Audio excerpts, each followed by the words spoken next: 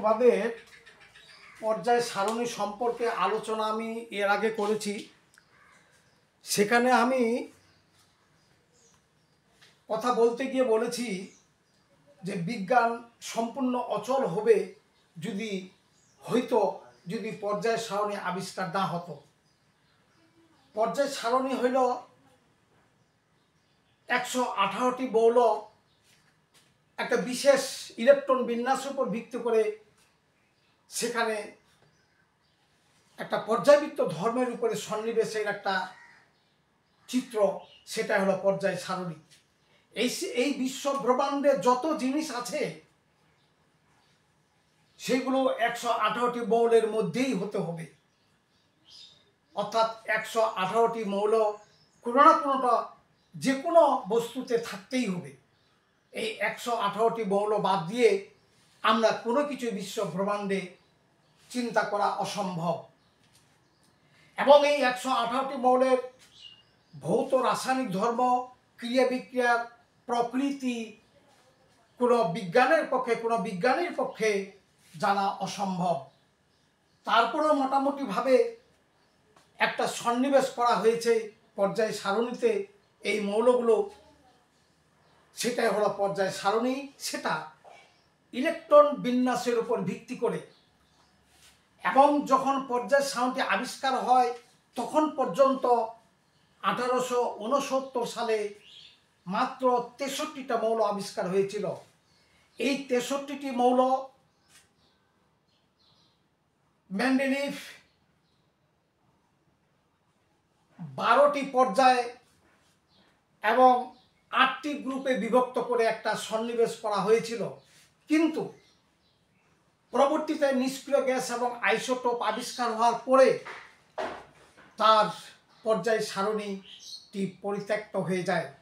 অতঃপর আধুনিক পর্যায় সারণীটি পিরিয়ডিক টেবিলটি পারমাণবিক সংখ্যার উপর ভিত্তি করে 7টি পর্যায় এবং 18টি গ্রুপে বিভক্ত করে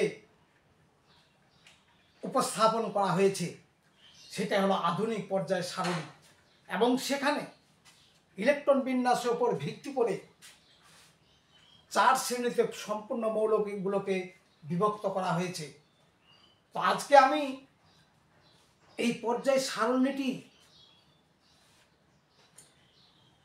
প্রতীক ছাড়া, অর্থাৎ এলিমেন্টগুলোর নাম ছাড়া, প্রতীক ছাড়া শুধুমাত্র পারমাণবিক সংখ্যার উপর ভিত্তি করে কিভাবে পর্যায় সারণীটি অঙ্কন করা যায় সেটি আমি অঙ্কন করে তোমাদের কাছে দেখাবো। এবং এখান থেকে তোমরা খুব সহজে মৌলগুলোর পারমাণবিক সংখ্যা অর্থাৎ প্রোটনের সংখ্যা নির্ণয় করে কোন গ্রুপে কোনটা সেটা পরবর্তীতে আলোচনা হবে। আপাতত আজকে প্রতীক ছাড়া এই পারমাণবিক সংখ্যা দিয়ে 118টি মৌলের আমরা পর্যায় সারণীটি অঙ্কন করব। যেমন প্রথমে হচ্ছে 1, আমরা যে কোনো সংখ্যা 1 দিয়ে শুরু করি। তারপরে হচ্ছে 2, 2 এর পরে হচ্ছে 3 এবং 4, অতঃপর 5, 6, 7, 8, 9 এবং 10। 2 এর সঙ্গে 8 যোগ করলে হবে 10। অন্যভাবে 1 সঙ্গে 2 যোগ করলে হবে 3। অনুরূপভাবে এখন এখানে 10, অতঃপর আসবো আমরা 11,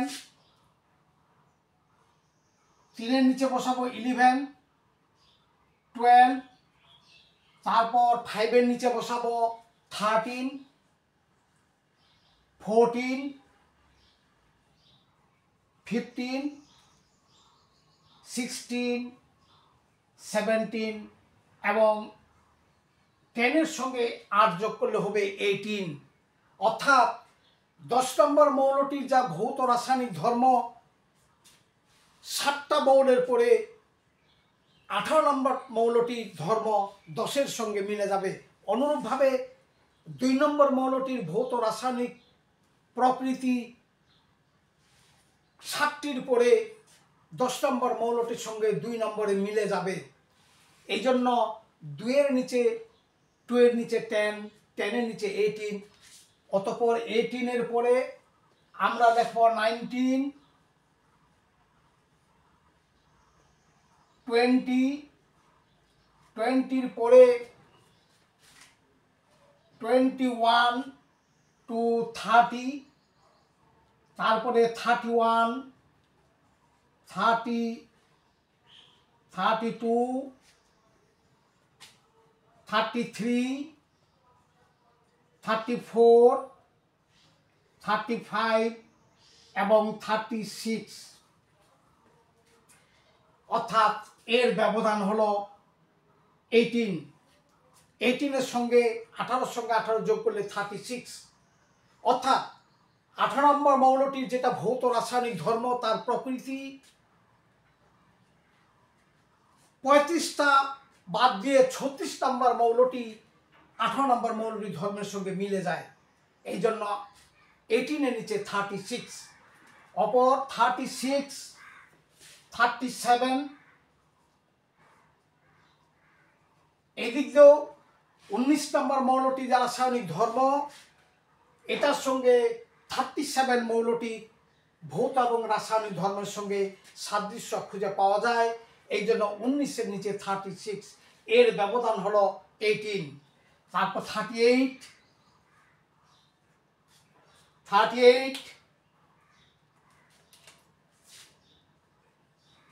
39 থেকে 48,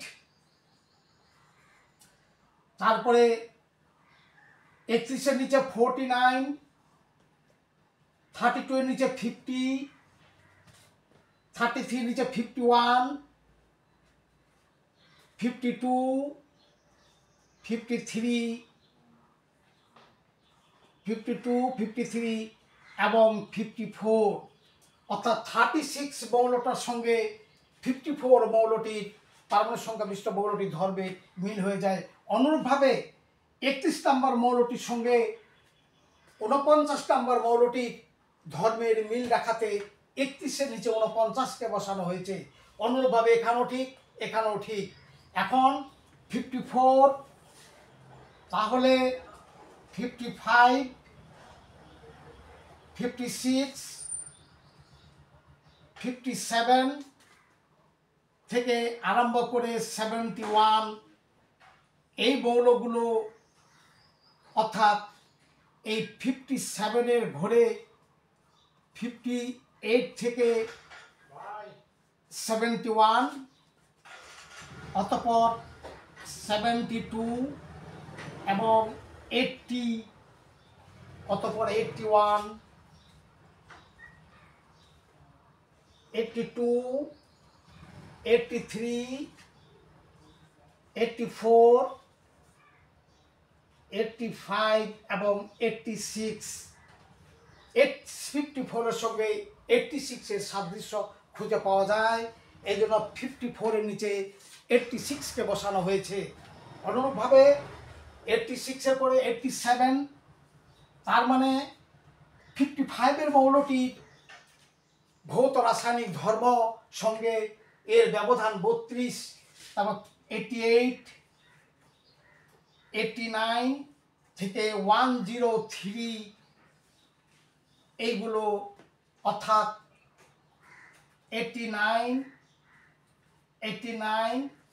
90 to 103, অনুরূপভাবে এখানে 104 এবং 112, 113, 114, 115, 116, 117 এবং 118।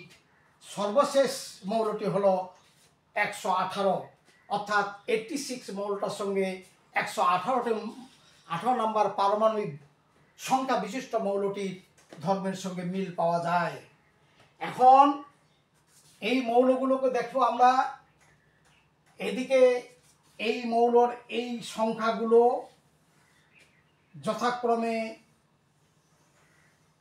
2 সহ 37টি, এই 37টি এখানকার, আর এখানে 21 থেকে 30 এবং 39 থেকে 48, 57 to 71 এবং 72 থেকে 80, অনুরূপভাবে 89, অতঃপর 104 থেকে 112, এই 41টি মৌল এই 90টার সহ এখানে 10টি, এটা হলো 4th পিরিয়ড, এটা হলো 5th পিরিয়ড, এখানকার 10টি, এখানকার 10টি, 6th পিরিয়ড এখানকার 10টি এবং 7th পিরিয়ড এখানকার 10টি, যোগ 40 আর এখানকার একটি, মিলে 41টি। এটা একটা শ্রেণী। আর এখানে এখানকার 7টি, এখানকার 7টি, আর এখানকার 6টি, এখানকার 6টি,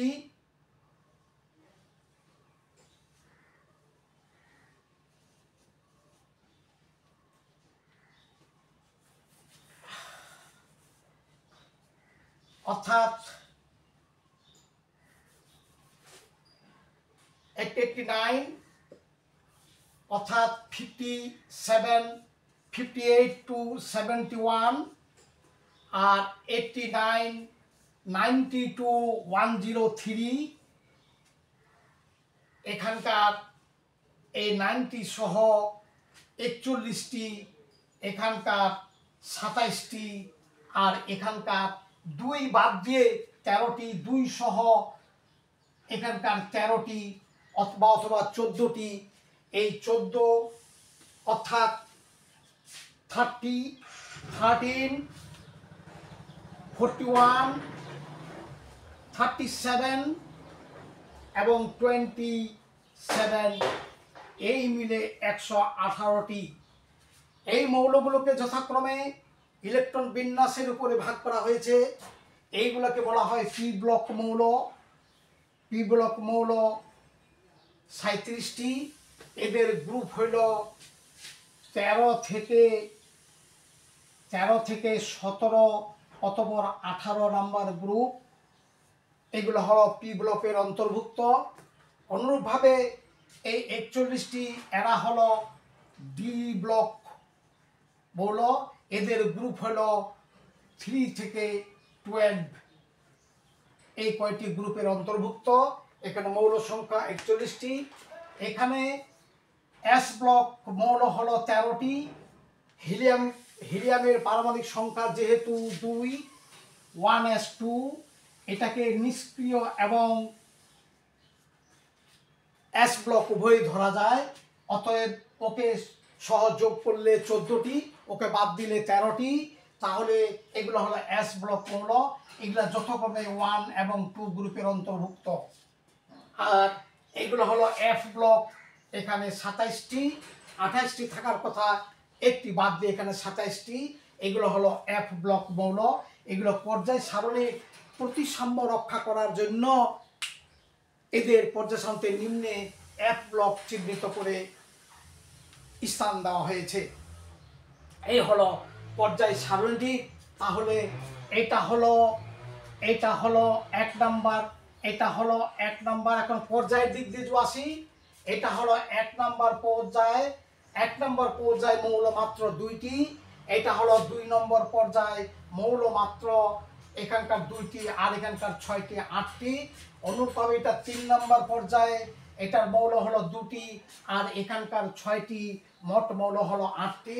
অনুরূপভাবে 4 নম্বর পর্যায়ে এখানে মৌল হলো 8টি, 10টি, 8টি আর 10টি, 18টি।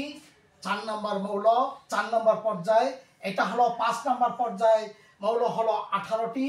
এখানে হলো এটা হলো 6 নম্বর পর্যায়ে, মৌল হলো এখানে এখানে 14টি মোট হলো 32টি, এখানে হলো 5 নম্বর পর্যায়, 6 নম্বর পর্যায়ে, 7 নম্বর পর্যায়ে এখানে মৌলের সংখ্যা হলো 32টি, এখানকার 2টি, আর এখানকার 17টি, 13টি, আর এখানকার 6টি মৌল হবে।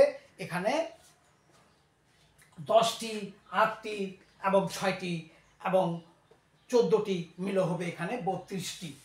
এই হলো পর্যায় সারণী 118টি, অর্থাৎ এস ব্লক 13টি, ডি ব্লক 41 এবং পি ব্লক 37 অথবা 36, এফ ব্লক 27, মোট মৌল সংখ্যা হলো 118টি।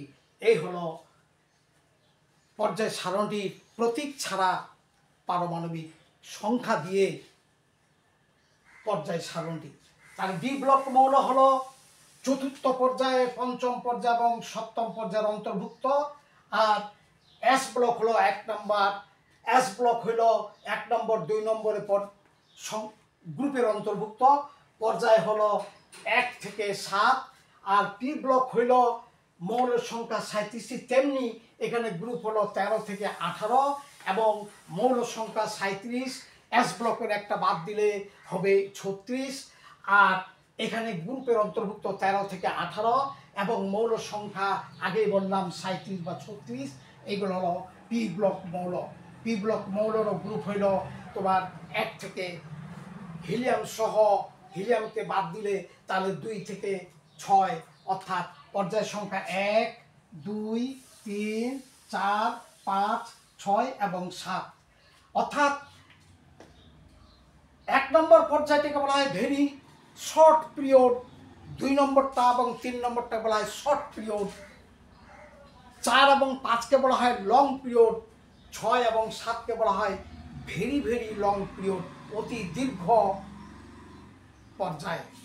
এই হলো 118টি মৌলের পারমাণবিক সংখ্যা দিয়ে পর্যায় সারণীটি অঙ্কন করা।